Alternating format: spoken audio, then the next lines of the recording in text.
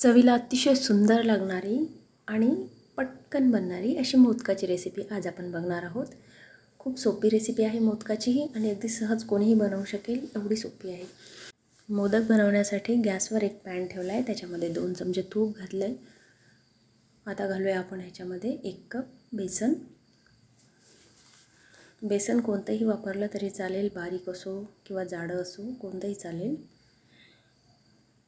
हे बेसन मध्यम to low गॅसवर भाजून घ्यायचं, म्हणजे छान भाजलं जाईल। 1 चमचा तूप मी अजून घातले, म्हणजे 1 कप बेसनाला 3 चमचे तूप असा वापर केला आहे। बेसन छान भाजून घ्यायचं आहे।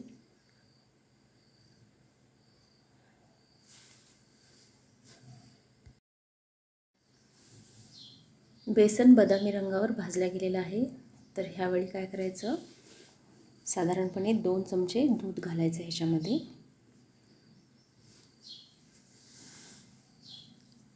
आणि भाजायचं।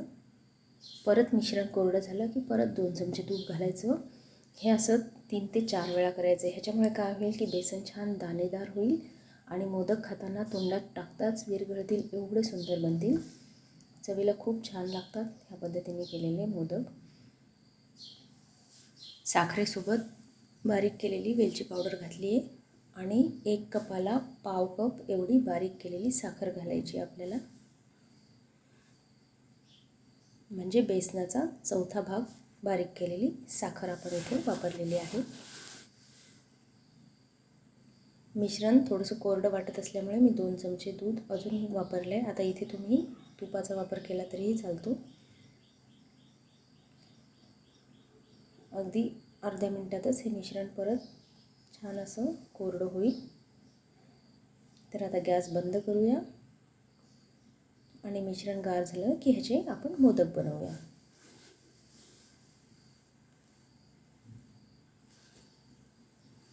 एका प्लेटमध्ये हे मिश्रण काढून घेऊया, म्हणजे पटकन गार होईल। एकदम रवाळ असे हे मोदक बनतात, खूप सुंदर लागतात चवीला। मोदकाच्या साच्याला थोडंसं तुपाचं हात लावूया, म्हणजे निघताना अगदी सहज निघतील।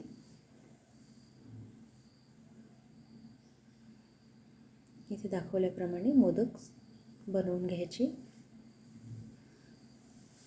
5 ते 10 मिनिटात हे मोदक बनतात। अगदी पटकन बनणारी रेसिपी आहे आणि चवीला खूप सुंदर लागतात हे मोदक।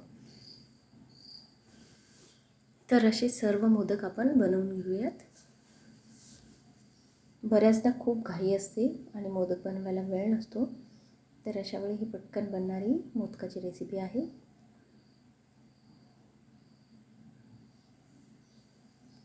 मोदक बनवताना साच्याला तुपाचा हात लावल्यामुळे अगदी सहज निघतात।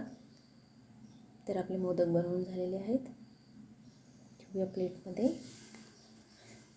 एकदा नक्की ह्या पद्धतीने मोदक बनवून बघा, तुम्हाला पण नक्कीच आवडतील। खूप सुंदर बनतात आणि बनवायलाही सोपे आहेत, तर नक्की ट्राय करा ही रेसिपी। धन्यवाद।